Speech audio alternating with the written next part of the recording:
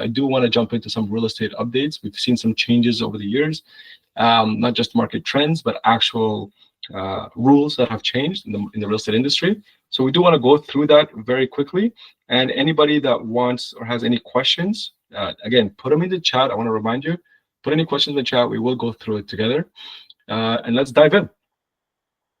So I'll let you take over this part, Muda, and we'll jump in. Yeah, sure. So at the end of last year, a couple of rules came in with regards to real estate mortgages, in more particular. Is in the past, when you wanted to buy a home, in terms of down payment, you could put a minimum, what's called the minimum down payment, as long as you purchase a home that's just under $1 million, so 999,000.99 cents.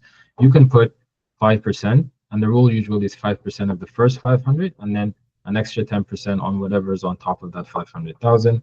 So to give you an example, if you're buying a home for just under $1 million, you're putting a down payment of roughly 75,000. Now, the moment you hit 1 million, it goes immediately to 20%, which is 200,000. So that's 125,000 difference just because of that 1 million mark, which was a big problem for people to suddenly come up with that amount. Now the government increased it to 1.5 million. They understand that homes are above 1 million these days, especially if you're talking about particular areas. So now you can put that rule applies to homes up to 1.5 million. So 5% of the first 500,000, and then 10% of all the way up to 1.5 million. So now if you go to 1.5 million, you can actually put 125,000 as that minimum down payment. Remember, it was 125. Remember, it was 200,000 if you wanted to buy a $1 million home. Now you can go up to 1.5 million, and it's only around 125,000. So it does give you some leeway there if you're a first-time buyer and you don't have that 20%, which is usually the case if you're a first-time buyer. 20% is a large amount. The other rule here is that what's called the 30-year amortization. This basically means the life of your mortgage. The life of mortgages in Canada is usually anywhere between 25 to 30 years. When you're a first-time buyer and you're putting a minimum down payment, your limit was 25 years. Now they've increased it to 30 years. You might ask, why would I go to 30 years in the first place? That's a good question. First of all, it helps you with your mortgage application. The more years you have, the more qualification you have, that affordability chain that we're going to talk about. So for example, let's say you're making 100,000, you would qualify before, when it was a maximum of 25 years, you'd qualify for 430,000 mortgage amount. Now, with an extra amortization, extra years, if you go to 30 years, it's 465,000. So you see that 35,000 increase in your affordability, which does make a difference. If you're someone that's buying a home that you really, really like, and you're capped at whatever mortgage balance you had, now you have an extra 35,000. So it does help you become more competitive and actually maybe get into the market that you want. So that's an 8% increase. Same thing if you're making 150,000. Instead of 688,000 mortgage qualification, it jumps to 740,000, 7.5% increase. And the same with 175,000. Previously you would qualify for 815, now it goes to 880. Now this isn't a fixed amount, it depends on the rate that you're getting. We're using 3.9% here. It could be more or less dependent on other factors, which can depend on your specific mortgage application. But this is just a general rule of thumb to understand why 30-year amortization can be a good thing for you. And another thing about the 30-year amortization is that it actually reduces your mortgage payments. So when it's spread out over 30 years, obviously your payment would go down. So that's another thing you can keep in mind, is the affordability in terms of monthly payments is also better if you're a first-time buyer. And like we mentioned, the FHSA, which was introduced last year as well, we just talked about it. It's a new program. It combines the benefits of having a TFSA and the RSP. So it's both tax deductible, your income becomes tax deductible, and the savings that you have. So, and the last one here is GST on new bills, which Mohammed would understand more. It's basically, yeah, go ahead. Yeah, so if you are purchasing a brand new property, before you had to actually pay a GST on this. Most of the time you would find it that the builders would end up paying this, and obviously shot up the price for new construction. So they are waiving this off right now, and even if it's purpose-built rentals, so making it easier for the construction companies to come in. They've also lowering development charges. They're making it easier for the new construction industry. One thing I will tell individuals here, just kind of like a blanket statement, is pre-construction is still very, very overpriced in most units, like over 95% of units. So I'm not a fan of it. They actually even try to incentivize the agents to sell them, paying us more for it, but it's just not worth it. So just kind of be very mindful if you are going to these presentation centers, and you are looking to.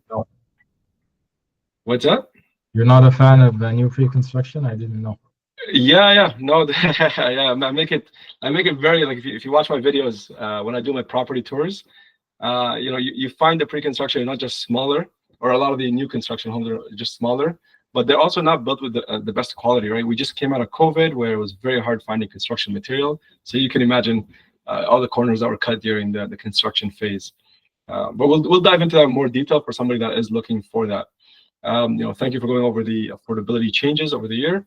One thing I want to jump into just before we leave this affordability segment is, yes, you can qualify for a 30-year, and you can put down even less money than before, but be very mindful. And that's why we always kind of lean back on the first point, which is, how is your financial health fully, and making sure that you are capable of making these payments, that you are financially okay with this. So don't just go commit to a property, either going directly, let's say to a builder or anything like that, because then you're contractually binded without checking all your financial health. Builders don't care about that. Once they get you on, in paper and pen kind of thing, they're happy, right? They got the inventory sold in a market where it's very hard to sell inventory, and we're going to dive right into that. So just be very mindful. Yes, you can qualify with a 30-year loan. Yes, you can put down less down payment, but that does mean you are in more debt. So we want to make sure we walk you through the right steps, what the numbers look like, so that you not just qualify, but you mentally can, are okay with being in a position like that. And if you are, then okay, we'll walk you through that. If not, then let's maybe take a step back and look for something that's even maybe less and less priced to get you more into that more affordable in this market. Because you know what, we do have an affordability issue in this market. Okay, so let's dive in. I want to show you guys. This is a very high level snapshot of last year in May 2024 versus May now. Okay? And I want to show you average price. This is everything. This includes the mansions and the small homes and the condos. This is average price in the GTA went from 1.155. Huge number. It did decline by 4%. Still a huge number. I'm not denying that. Right? I'm not denying that. So we went from the prices have come down about 4%. Interest rates. So the government has done, I think it was about 6 or 7 interest rate drops. I think the number is actually about 2.25% total drops. But generally, your mortgage rates, last year we're giving people close to 6% in mortgages. Now you can get about 4%. The example we just did was about 3.9%. Right? And you can get a mortgage today at 3.9%. I think even less. So the interest rates have come down. So interesting. We saw prices are coming down. Interest rates are coming down. Inventory. And the reason why we're using months here, if you're wondering, is it's probably one of the best tools to show you how much inventory we have. We went from what was pretty much a balanced slash seller's market. And the way this works is if you stop any new homes coming to the market and you continue with the same volume of sales that's happening today, takes about 2.8 months to exhaust all our inventory. So it's called months of inventory, MOI. And it's a really important indicator, because if we see this number trending up higher, it's showing you the market is slowing down. There's more inventory coming in. There's less sales volume coming in, or there's more new listings coming in, and the sales maybe is just steady. So this is great news for buyers. Seeing this increase, so you have 40% more properties in the market. This is huge. So what has that done with affordability? Look, affordability in the GTA was terrible. It's garbage. Absolutely. It was so difficult to get in. And even if you were able to get in, you're competing with much less inventory. So you didn't even have good choices that you wanted to pick from. Now, it's still, affordability is still bad, but it's nowhere where it was. And we're seeing the right metrics happening here. So it is getting better. Yeah, so I guess all the metrics are getting better. Like prices are going down, interest rates are going down. You have more options, more houses to choose from. So it is better. It's still not good, but it's better. Now, I don't want to create a jolly picture. Remember, this is not a sale. This is us to have a conversation, for us to kind of start thinking, well, why is this happening? And I, maybe the lack of real estate here in this page can add is there is a bit more uncertainty in the marketplace. Right now, where we came from was COVID. So if this number was closer to February of 2022, the average price was closer to 1.3, I think 1.35 at that time.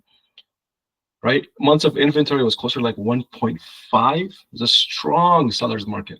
You'd go in, no conditions on the offer, bidding war. You probably saw the for sale sign come up, and after like 2-3 days, you see the sold above asking, 100,000 over. Like that was back then. Now we see the for sale sign, it just stays there.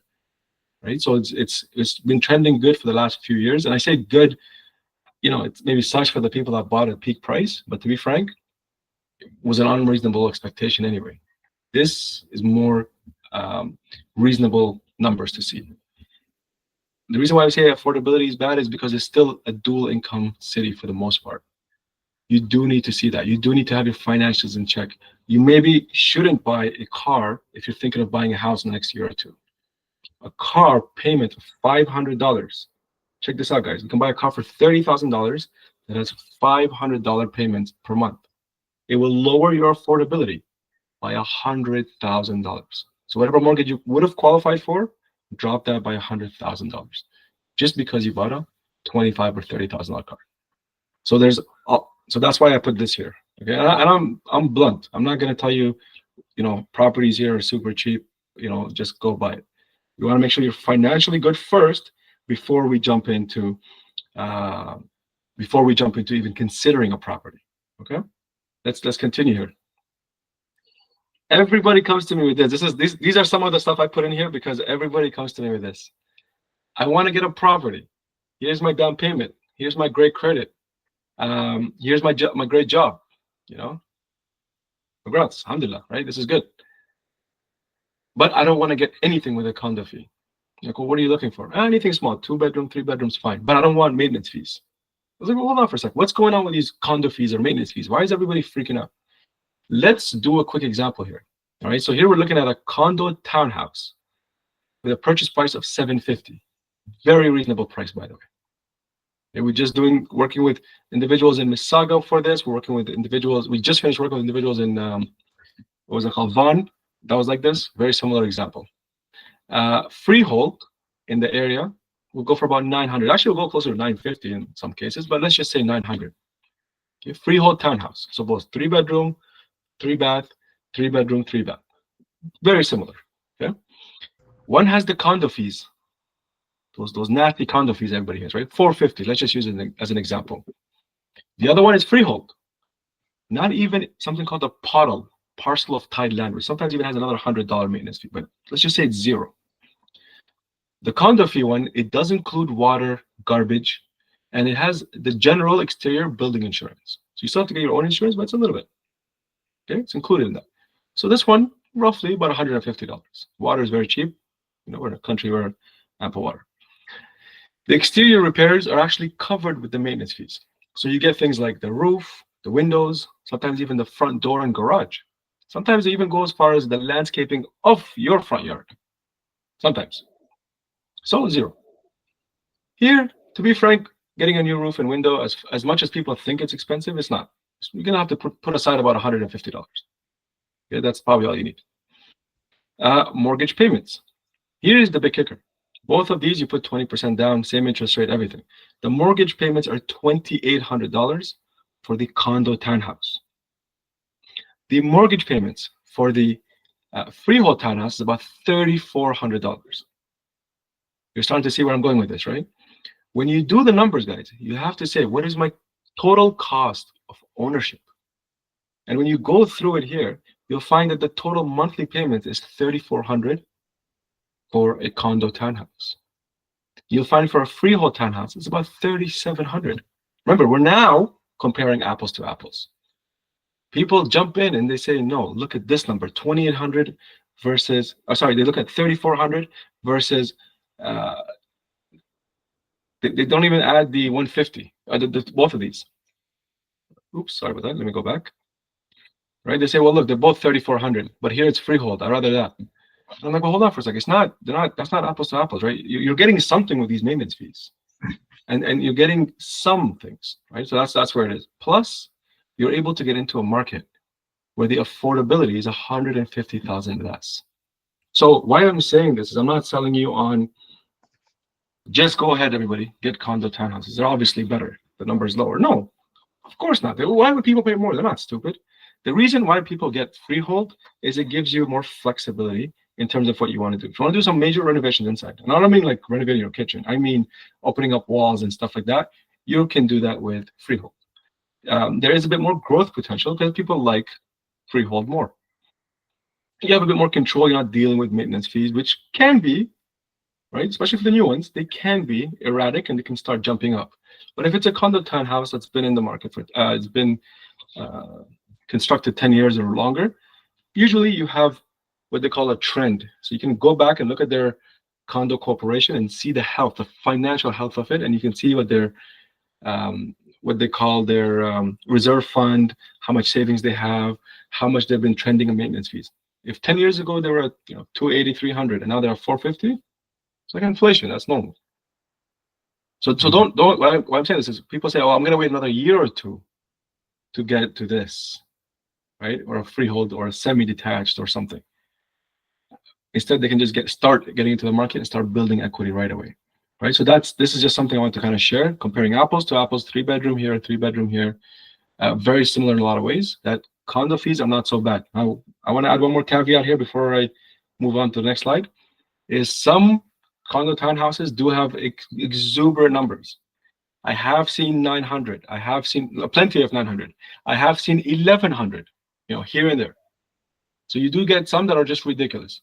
They cover the same amenities, but they're just ridiculous. Stay away. All right. So I'm not saying all condo fees are good. Some are very well managed, and they stay low and they're good. Those are the ones you can go after, right? And I think condos in general, they're a good entry point to the market if you're a first-time buyer. And when you look at this example here, it's not it's not a bad idea to start with a condo townhouse, and then as you go through the years, you can go up from there. But just to get into the market, be inside the market while the market is going up, is easier than waiting, and then that freehold townhouse that you were waiting to buy is now 950 or 1 million, and you're just chasing the market forever. Cool. So one thing I want to get to talking to here is who do we talk to? Who are the right people to talk to? And a lot of times people do call me first, and they say, "Hey, I want to buy a home maybe next year. Can we get to talking?" That's great, and thank you. I appreciate the phone calls, but talk also to a mortgage broker. So we have one on the line here. Mudo has been sharing all his insight.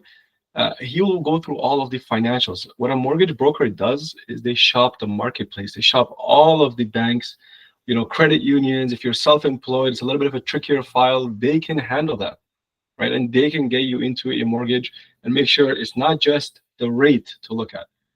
What rate can you get me? My bank said, 4%. What rate can you get me? Right? The rate is probably, only 20% of the picture, right? There's also the term you have to look at.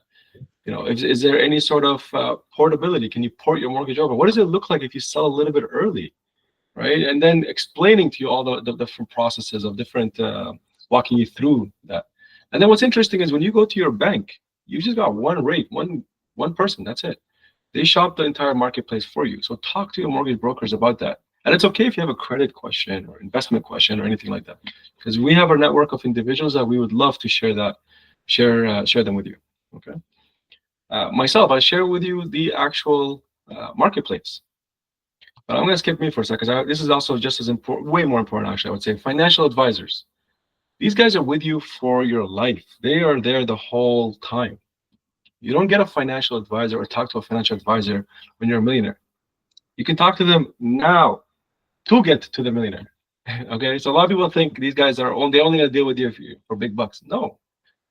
Go talk to the financial advisor, ask them the questions you have, not an issue. I'd love to answer some of the questions. I don't think I'm qualified for half of the stuff that people ask me. I'll answer what I can, and I'll point them to the right direction. And then always talk to your boss, okay, for the married folks here.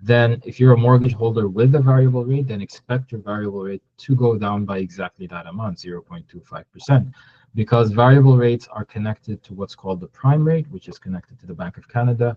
Prime rate right now is 4.95%, which means that your variable rate would be in a range of 4 to 4.5%. Remember, the prime rate is fixed at 4.95%. You go to the bank, they will tell you, okay, our offer is prime rate minus 1%, for example, which would be 3.95%, or prime minus 7.7%. So that's how they determine your variable rate.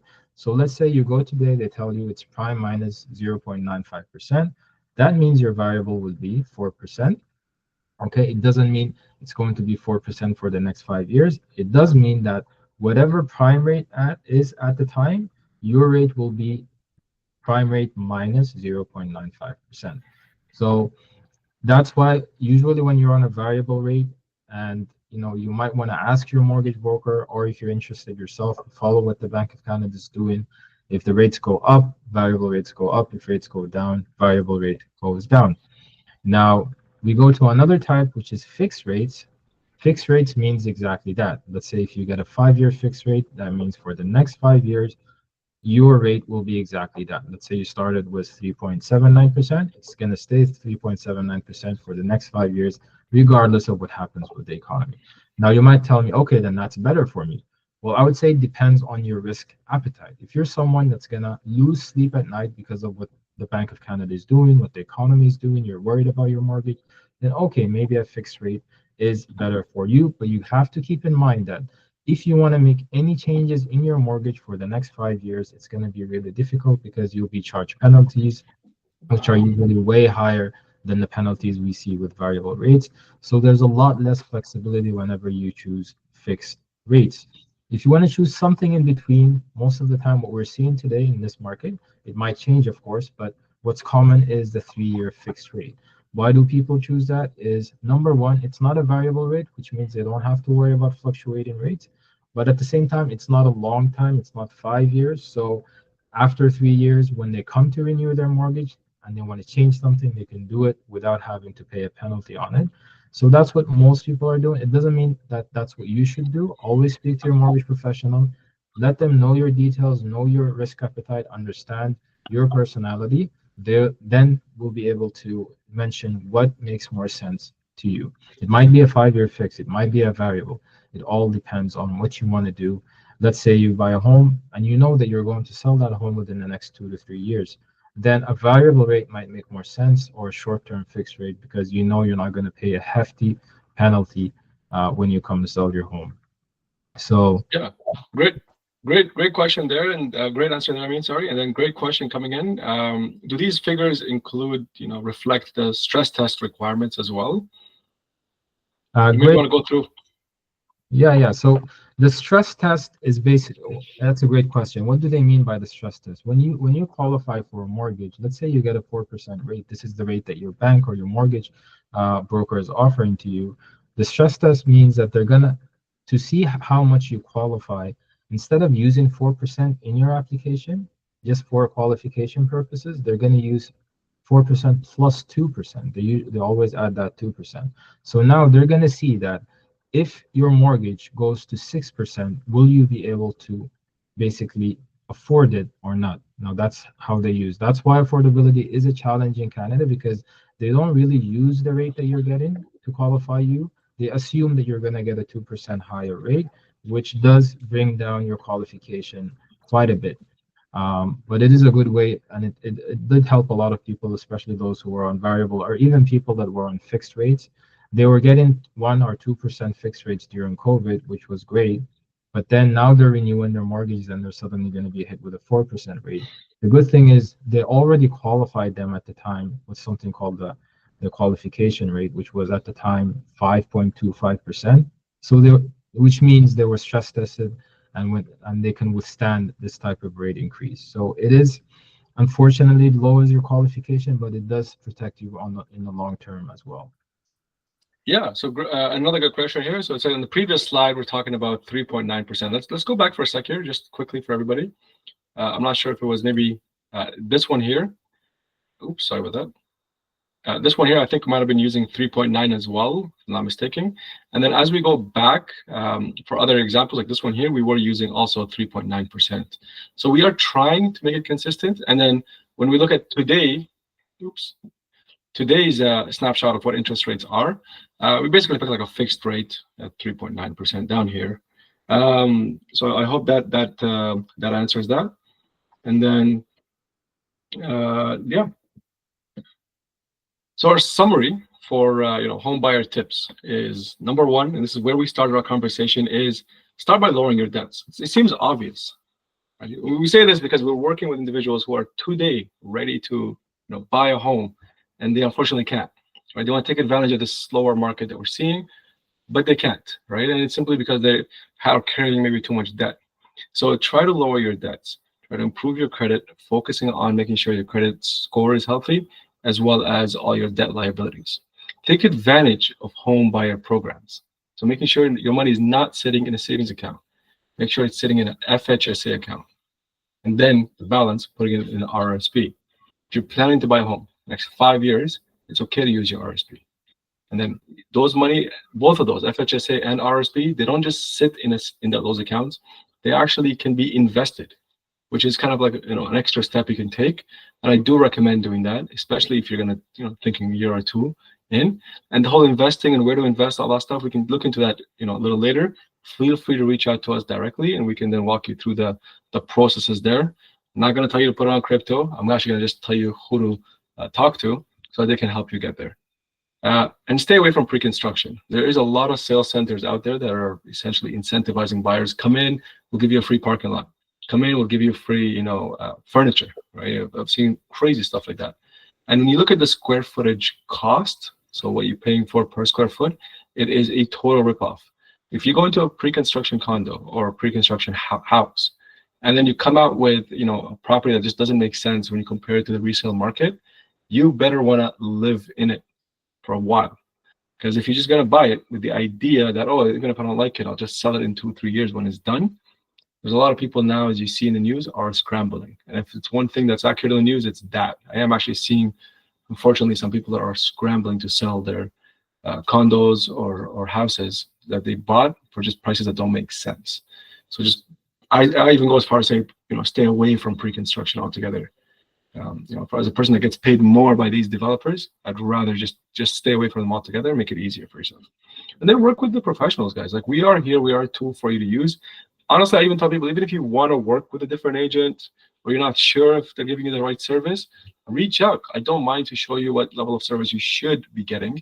And at that point, you can then decide who you want to work with. Or even if you just want to go make a direct purchase. My first sale actually was a person who bought the home that they live in. They were renting it. They talked to the owner. They wanted to buy that exact unit.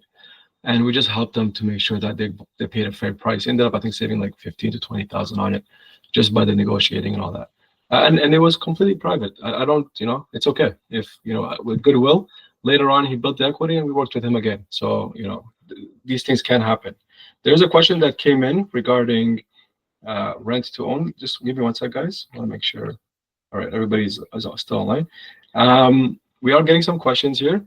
I want to just leave off a few things here for you guys. Just leave this on while I go through these questions, okay? So rent versus buy. In your opinion, which case is renting a better option and buying if you have the financial capacity to buy? Love that question. All right, so renting can be better and buying can be better. It depends on a couple of factors. You touched up on one of them right now, which is financial capability. So if you have the financial capacity to buy a home in this market, then, and a couple of things, right? So even if you have the financial capacity to buy a home, it might not be a good idea. If you're going to move within 3 years, if you can't stay at least 3 years in that place, don't buy. I don't care if you're, what you are. I don't care if you're a multi-millionaire. Don't buy. Because what's going to happen is there are fees that you pay on the buy, and there are fees that you pay on the selling. Typically, on the buying, you are going to pay something called land transfer tax, which is anywhere from 1.5% to 3%.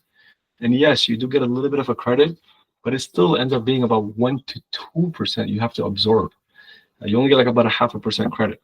So be very mindful that if you are buying, that there are additional fees than just a down payment. I didn't want to make this a home buying seminar, because if you are somebody that's interested to ever buy or consider rent, just reach out to us directly. We'll have our one-on-one, and I'll walk you through the buyer guide, showing you all the little things to kind of consider. But if you can hold a property for 3 years, please just rent. It's totally fine. If you are very, if you are, so if you have financial capability and you're not looking to move. Oh, and the third one is if you know where you want to buy. So you might say, I don't know where I want to buy now, so I'm just going to keep renting forever. No. If you don't know where you want to buy, but you know where you're going to be, like you're going to be, let's say, in Toronto, or you're going to be in Mississauga, you're going to be in Durham region, wherever it is, you have a sense of generally where you want to be, then that's fine. And the fourth one is, it kind of ties into the financial health, is job security. This is a big one. I'll give you a very simple example right now that's happening. Is if you work in the automotive sector, or if you work in manufacturing in general, that might be affected by the automotive sector, you're essentially waiting for some, the orange man in down south to just say a word, and there's going to be layoffs. Is it going to bring down our whole economy? It's going to affect it. I don't think it's going to bring it all down. We're pretty diverse, but we should see that sector getting hit hard. So if you're somebody that works in automotive, maybe just hold off for a few months. Let's figure out what's going to happen. It looks like he's backing away from the tariffs, but maybe just wait, because the last thing you want to do is buy a property and then you're the primary, let's say, income for your house, and you find yourself in that financial stress. Now you can mitigate these. You can mitigate it with insurance. There are insurance brokers we have here that you can talk to. I'm not sure if they're still on the call. Or you can mitigate this by having other sources of income, like if you're a dual income family, or a really strong savings. But these are the things to look for when you are thinking of buying versus selling. Where is renting beneficial? Here's one that comes to me a lot. This one's a really interesting one. I rented this place 10 years ago, and it is very cheap, Mohammed. I don't want to move out. But I also know that if I don't buy, the market is just going to start picking up, and I'm going to eventually just be priced out again. I was priced out during COVID. Now things cool down a little bit. I'm worried I'm going to get priced out. This is a live scenario. It happened to me, actually, a couple of times. So what I tell individuals, look, if you're happy where you're renting and you can buy nearby, go for it. If you can buy further away, which is another classic example too, is I can only afford a little bit. I live in Toronto right now. I'm paying very cheap rent. I can't afford in Toronto, but I can afford further away. Milton, Hamilton, wherever, right? Further away. And they say, you know what? I want to still get in there into the market. This is a very specific case. We got to talk it out. If it's Milton area, Hamilton, not too far, maybe. If it's further away, it might actually make sense, but you just want to make sure that it's something that you can manage. When it's close by, we can help you manage it. When it's further away, we have to start running the numbers with a property management company, what that looks like. Okay, so I hope that answered your question. Give me a thumbs up if it did. If it didn't, give me a slap and ask another one. Okay, how can we invest the amounts we contribute to how can we invest the amounts we contribute to FHSA? Ooh, great question. I don't know who this Mudar person is, but man, you're asking some great questions. We should all give him a clap. All right, so actually, you know what? I'm gonna do it. I'm gonna do you one solid because you asked such a great question. By the way, guys, if you do want to follow us, it's right here. Here's our details. Summary for today is get your credit checked. Everybody that enrolled in this presentation is going to be signed up to our newsletter. I only send one. It's not marketing. It's all just information based on what's happening in our marketplace. And then follow us here. I'm not hanging up. I'm actually going to show you how you can invest. It's so easy. Quickly there, I'm going to include links for Borrowwell and Credit Karma, the credit agencies we talked about. So all you have to do is click those links and start your profile. Give me one sec here. Oops. I'm not. Here you go. I don't know what's going on with this thing. It's there it is. Okay, fixed it.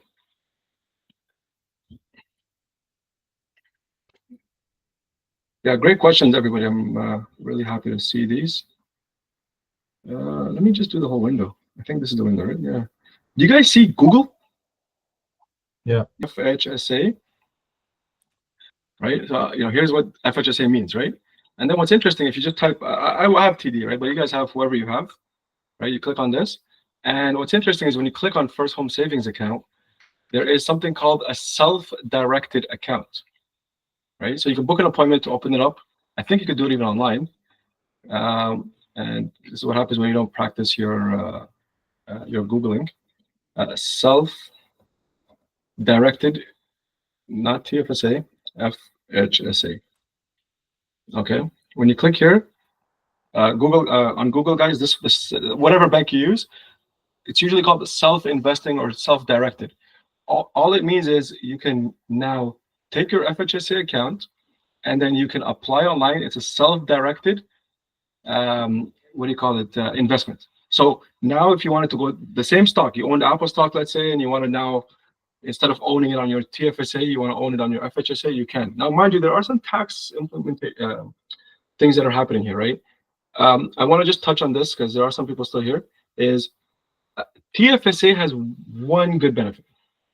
You already got taxed on the money coming in for a TFSA.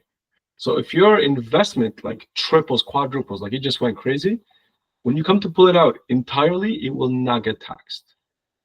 Now, FHSA, you put in, $16,000, and it grows, and you come to pull it out, you're not going to get taxed based on, because you're putting it towards a home.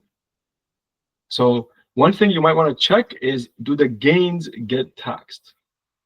My understanding is they don't get taxed as long as you stay within the contribution rule. But it's something you'd want to specifically check. Yeah, earn and withdraw tax-free. See it right here. This part is the game changer, guys, is that you can have the benefit of the TFSA and the benefits of the RSP in one account. This part right here. So you can grow, you have the exact same benefits. This right here, you take away this part and this presentation, and you maintain your credit, you've just made thousands of dollars from a Sunday afternoon. So this is how to do it for TD. I only open TD, guys, only because I have TD. But if you guys, RBC, whatever you use, it's the same concept, right? You just open up self-directed, and it's the same concept, self-directed FHSA. Okay, guys? So when to show you how that looks. If you want to get into more details as to what type of stock and what type of investment account to how to utilize that specifically, talk to the financial advisors we have in our community, very professional financial advisors. They can help you direct your investments and give you advice depending on your specific situation, your specific risk appetite, and as long as you let them know that you're going to be using these funds for the name is Mohammed, aka Mudu, a mortgage agent for almost 5 years now. I'm very interested in helping the community understand finances, particularly mortgages. It's an important topic and not a lot of people are well versed in it, so hopefully I can help with that. Excellent. My name is Mohammed Ali, engineer turned real estate agent. Been in the industry for about 10 years now. We're focusing a lot on residential, a little bit on commercial. We work throughout the GTA for the most part, but we do have partnerships throughout Canada as well as the US, actually. So if you are looking for real estate really anywhere, or even any personal advice, or even just shopping the marketplace or thinking about any questions, feel free to reach out.